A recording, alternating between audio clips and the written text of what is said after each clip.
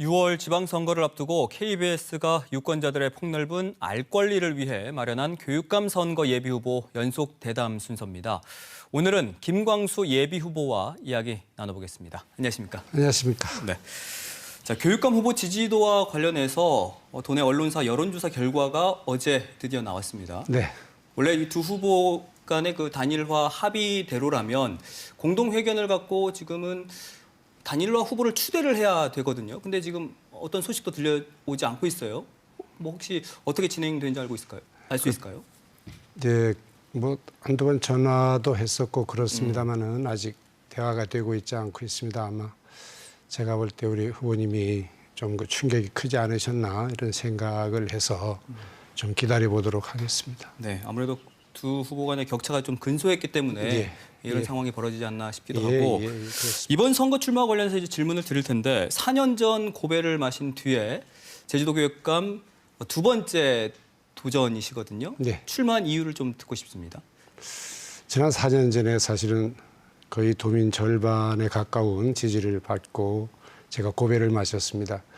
그동안 정말 절취부심이라고 합니까? 이제 열심히 제주의 어떤 미래, 교육의 미래 이런 것에 대한 고민을 많이 했습니다마는 특히 우리 그 제주도 교육청의 어떤 불통이라든지 편견 또 거기다 어떤 진영 논리 등등에 그 휩싸여서 공평하지 못한 균형이 맞지 않은 어떤 행정을 보면서 출마 의지를 굳혔다고 생각을 하시면 옳은 표현이 되겠습니다. 근데 출마하시면서 제주 교육은 갈 곳을 잃고 또 표류하는 돛담배처럼 위태롭기만 하다라고 하셨거든요. 그럼 현 제주 교육의 현실과 문제를 좀 진단해 주신다면요. 그렇습니다. 이제 그 성적과 석차와 경쟁을 생각하는 교육은 과거 교육이고 오직 아이들이 행복이나 안전, 건강만을 생각해야 미래 교육인지 되묻고 싶으면서 과연 대학 입시를 생각하고 고입 내신을 고민하는 아이들에게 성적을 묻지 않고 그 석차도 과거의 생각이며 특히 경쟁까지 벌인다면 이게 과연 맞는 교육 행정일까?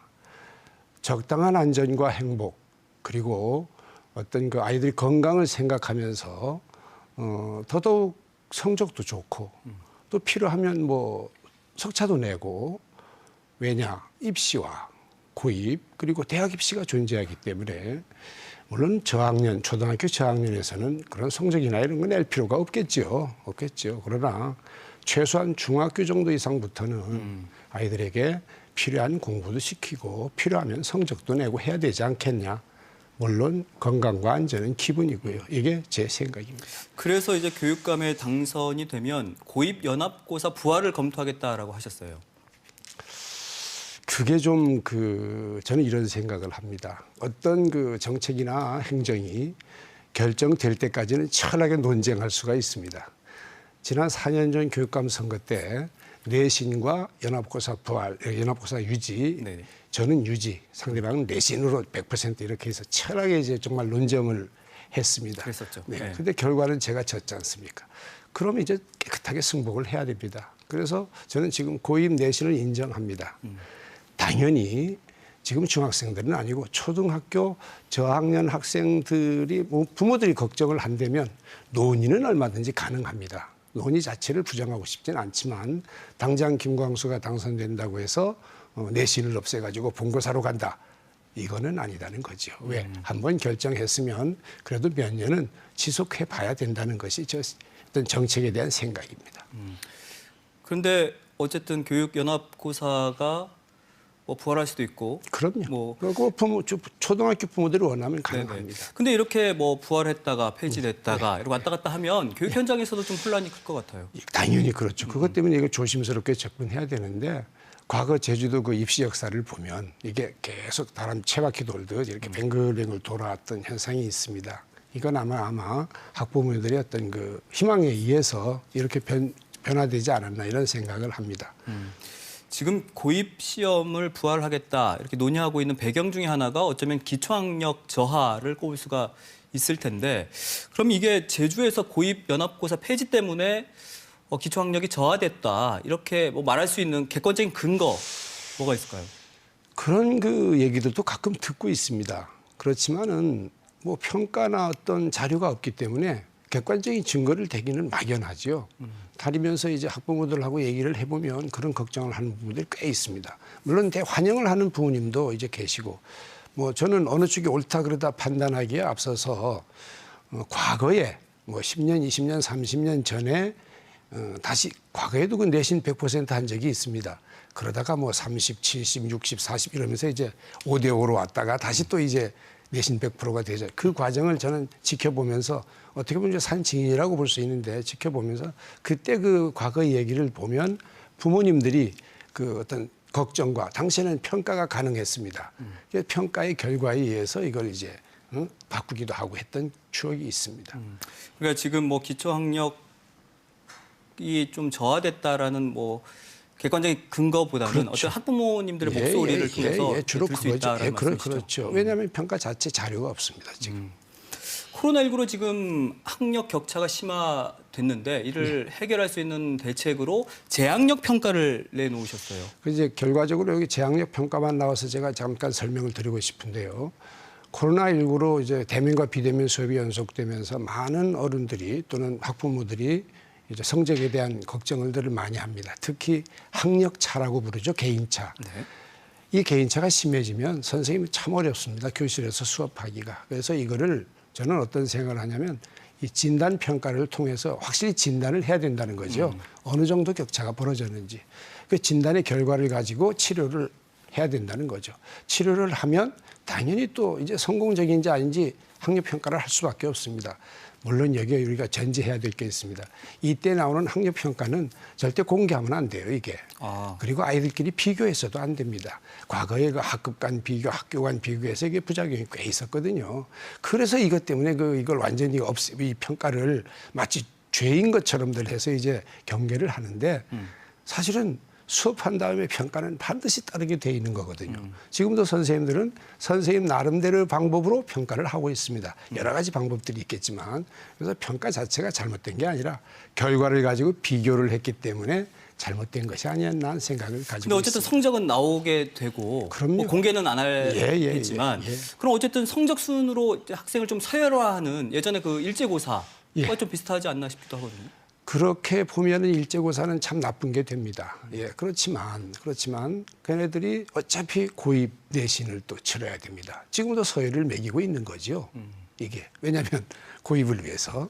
그다음 고등학교 가면은 대학 수능이 있지 않습니까? 이거 다 이게 서열이에요. 이것도 경쟁이고. 따라서 이걸 무시할 수도 없지만 그렇다고 전적으로 이것만 할 수도 없는 거고 이게 어떤 균형이 필요하다는 얘기가 제 생각입니다. 네. 또 예술체육고등학교 설립을 공약으로 내놓으셨습니다.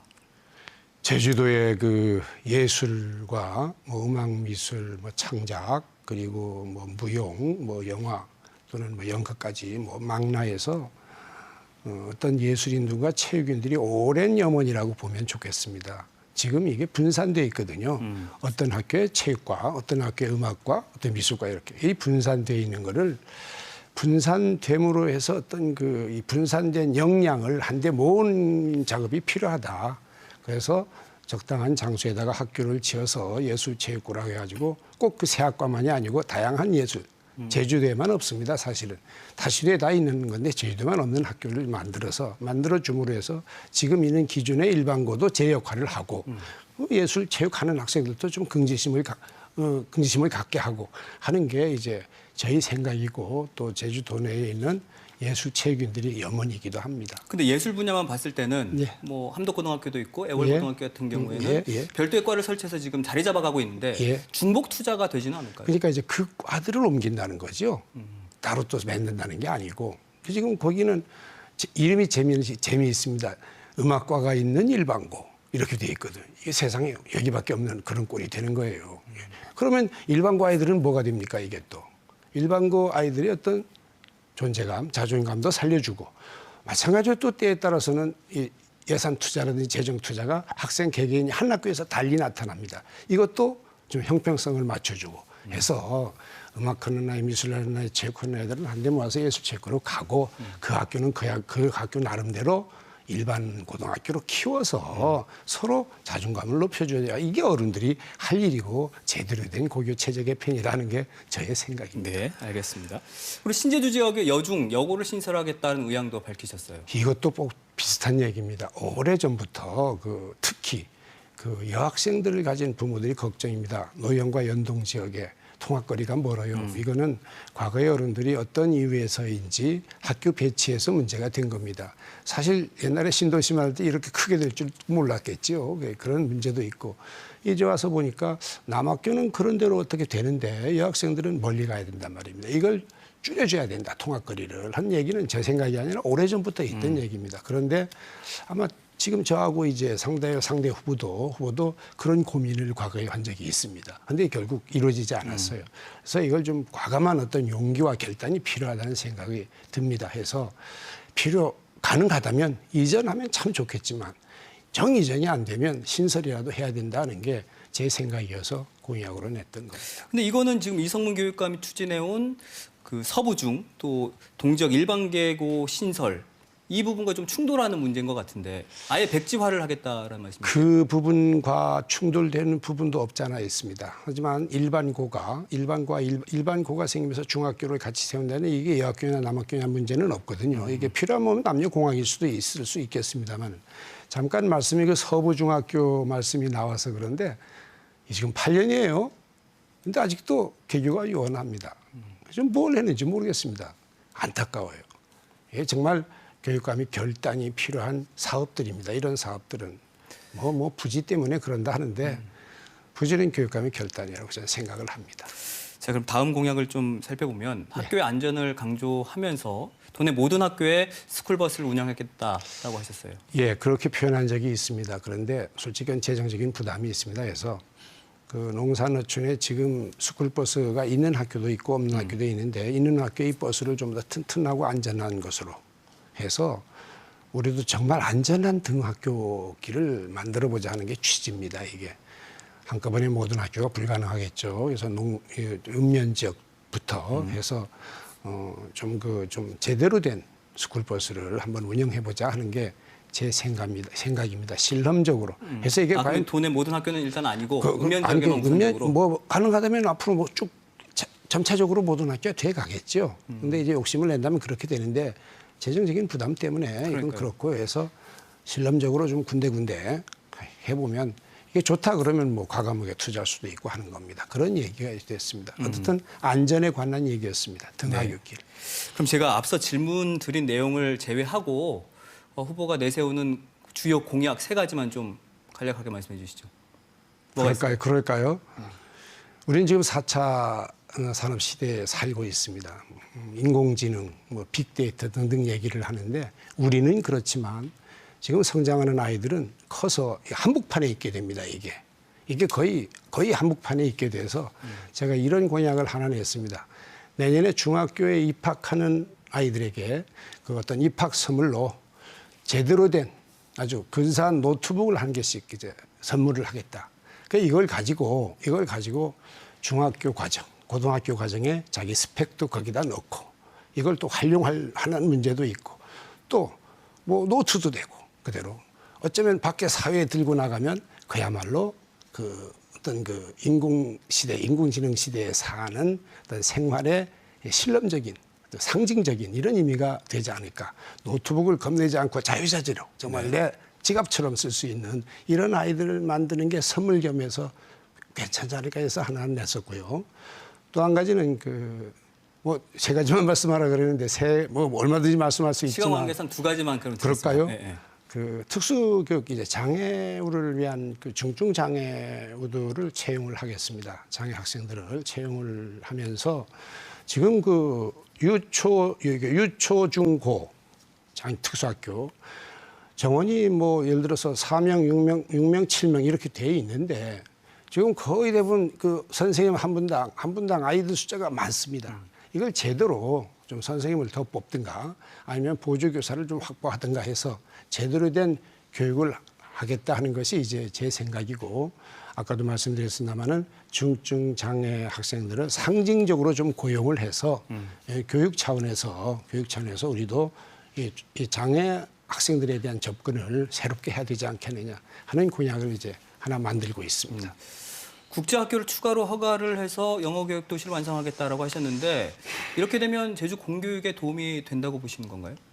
이게 아주 그 핵심 과제가 하나 있습니다. 제대로 된 국제학교가 다 들어와서 영어교육 도시가 완성이 된다면 거기에 국제학교 안 다니는 유초, 중고 학생들이 있을 거 아닙니까? 지금은 몇 안 됩니다만 저쪽 멀리 모슬포까지 다니고 있습니다. 이 애들을 위해서 여기다가 공립학교를 짓는 겁니다. 국제학교가 아닌.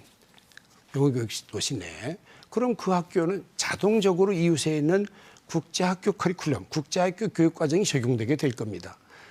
그러면 국제학교의 어떤 그 교육의 효과가 아주 자연스럽게 우리 제주도 공교육에 묻어나지 않을까 하는 게 제 생각이면서 국제학교의 학교를 더 허가하겠다 이런 의미는 저는 아주 원칙이 하나 있습니다. 애초에 제주도민과 약속한 국제학교의 학교 약속을 지켜라. 네. 뭐 그게 몇 개인지 뭐 다 아시는 바겠지만 저는 그 원칙에서 이걸 찬성하고 있는 입장입니다.